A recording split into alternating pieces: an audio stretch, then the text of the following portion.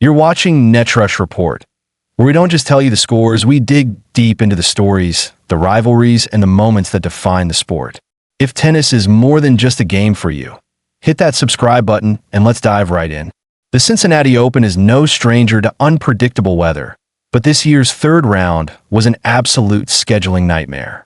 Ben Shelton, fresh off his Toronto Masters 1,000 triumph, came into Cincinnati riding an 8-match winning streak.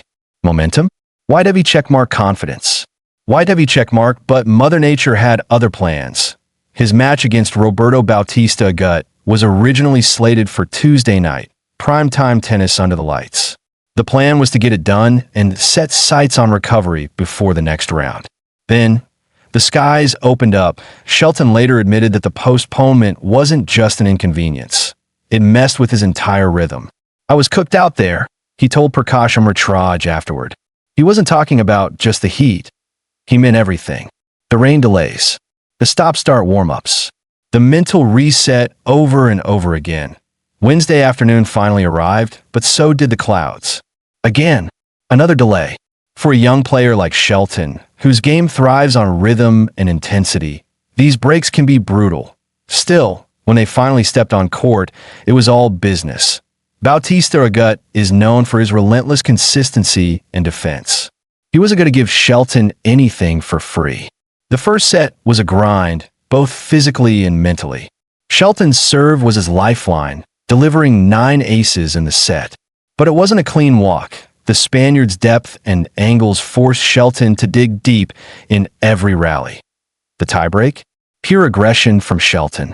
He went for broke on his forehand, attacked second serves, and sealed it 7-6-3. Once the first set was in the bag, Shelton loosened up, but the heat was now oppressive. Cincinnati humidity isn't just warm air. It's like playing tennis in a sauna. Shelton admitted after the match that he was running on fumes. It was a shock to the system. Toronto was hot, but here, this was another level. Still, he broke early, using his explosive forehand to pin Bautista Agut deep behind the baseline. Closing it out 6-3, Shelton showed why he's become one of the most feared hardcore players on tour. In the post-match chat with Prakash Amritraj, Shelton was candid. On sleep. He couldn't fall asleep after the first delay and woke up feeling sluggish on conditions. "I've never felt humidity like this in a match before. My body just wasn't recovering between points." On perseverance, I just told myself, keep swinging, trust the serve, and don't let up. That honesty is refreshing. In a sport full of canned press answers, Shelton's willingness to admit vulnerability makes him relatable, and dangerous to underestimate. The Shelton's reward? A fourth-round clash with Jiri Lehecka, the number 22 seed. Lehecka isn't a household name for casual fans yet, but hardcore followers know his game. Massive serve that can neutralize even the best returners. Flat, penetrating ground strokes that stay low and skid on hard courts. Composure under pressure, honed through Davis Cup battles. The two have met before, earlier this year in Stuttgart, where Shelton won 6-4. 6-4. But grass and hard courts are different beasts. Serve +1 forehand. Use the serve to open the court, then dictate immediately. Return position adjustment. Lehecka's flat serve demands an aggressive stance. Step in and take time away. Physical management. Avoid getting dragged into 20-ball rallies in the Cincinnati heat. Lehecka's game plan. Body serves. Jam Shelton's forehand to blunt his aggression. Baseline stability. Make Shelton hit on the run. His forehand is lethal when stationary. Exploit. Backhand slice. Force shorter balls and attack the net. That it's not just about one match.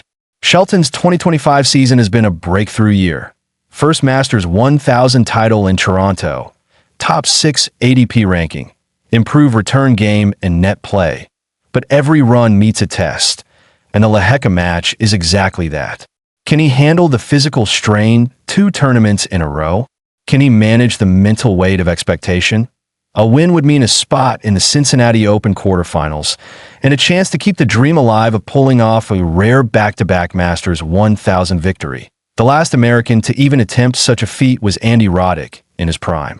For Shelton, winning here isn't just about points, it's about sending a message. The new era of American tennis is here, and it's wearing a backwards cap and firing 145 miles per hour serves. Ben Shelton's not just surviving the tour grind, he's thriving in it.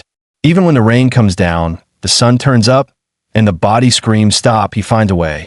Against Jiri Lehecka, he'll need every ounce of that resilience.